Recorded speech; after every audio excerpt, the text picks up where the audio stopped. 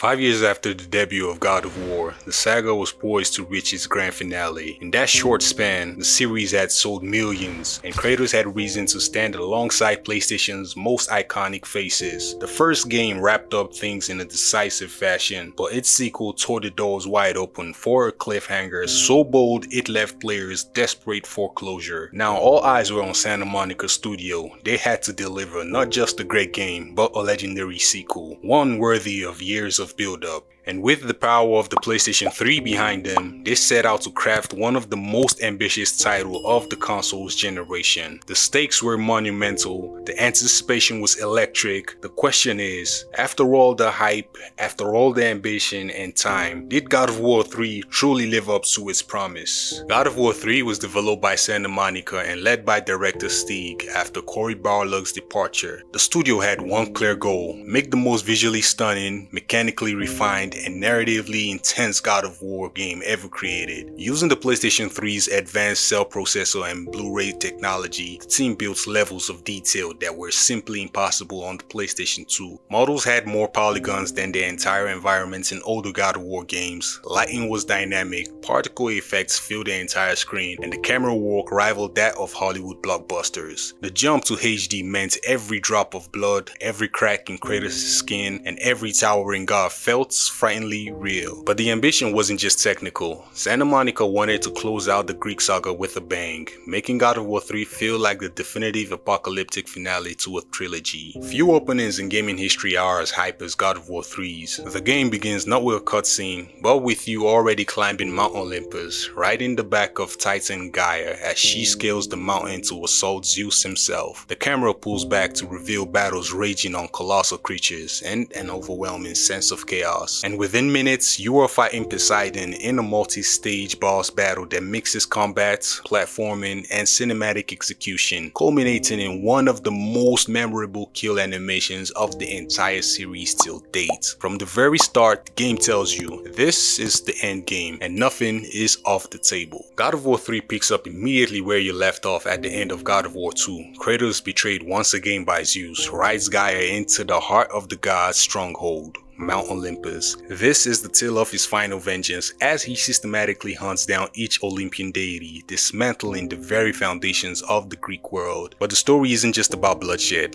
it's about tragedy. As Kratos tears through Olympus, the world around him collapses. Each god killed has a drastic effect on the world. Rivers swallow the land after the death of Poseidon. The skies darken after killing the sun god Helios. Plagues spread throughout the world with the death of Hermes. Kratos' quest for revenge is so all-consuming that it literally destroys the earth, and yet through all the rage, there are moments of haunting stillness where the weight of Kratos' choices become painfully clear. Kratos in God of War 3 is a man consumed by hate and rage for the gods. He is less of a hero and more of a force of nature, unyielding, merciless, and terrifying. But the brilliance of God of War 3 is how it still shows glimpses of vulnerability, especially in his interactions with Pandora, who represents the last flicker of innocence in his world. The Olympian gods all have larger-than-life personalities, each dripping with arrogance, pride, and divine cruelty. From Hermes' smug taunting to Hera's drunken spite, every character feels like a theoretical embodiment of the myth. God of War 3 was PlayStation 3 flexing its muscles. The visuals were unmatched in 2010. Massive draw distances, richly detailed environments, seamless camera transitions, and animation work that made combat feel fluid and cinematic. The soundtrack, composed by Jared Marino and others, was a thunderous orchestral masterpiece that matched every clash of blades with booming choirs and pounding drums. Sound design was equally impactful. Every chain swing, monster roar, and godly scream hit with goosebumps. The Blades of Exile were your primary weapon, but God of War 3 expanded the arsenal with new godly tools like the Claws of Hades,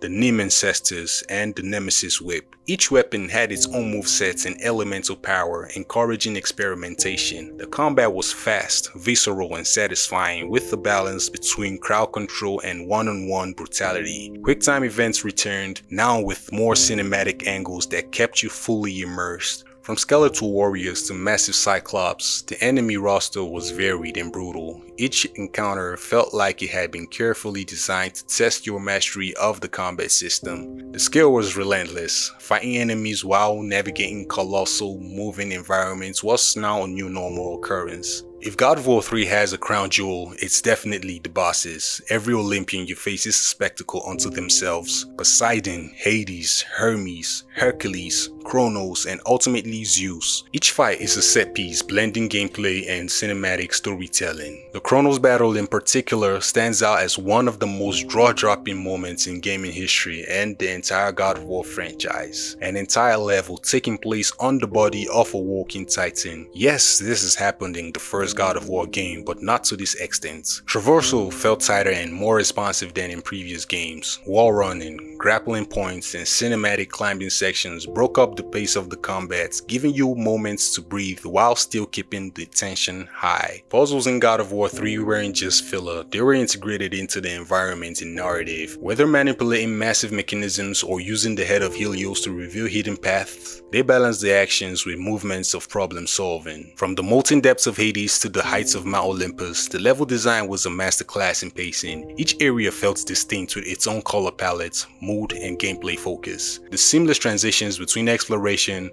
puzzle solving, and combat kept the momentum flowing. God of War 3 wasn't just the end of a trilogy, it was the closing chapter of an era. It represented the peak of PlayStation's cinematic ambitions, a violent finale that tied up years of storytelling with a spectacle that still holds up till this date. It's a reminder of a time when games weren't afraid to go big, to shock, and to overwhelm you with scale and power. And even now, after decades later, God of War 3 still stands as one of the greatest action games ever made. Sorry Ragnarok, and sorry God of War 2018. Please, if you enjoyed this video, kindly hit that like button, hit that subscribe button, and hit the notification bell icon so you can get notified when I drop new videos like this, as I am desperately trying to hit 1K subscribers by the end of this year.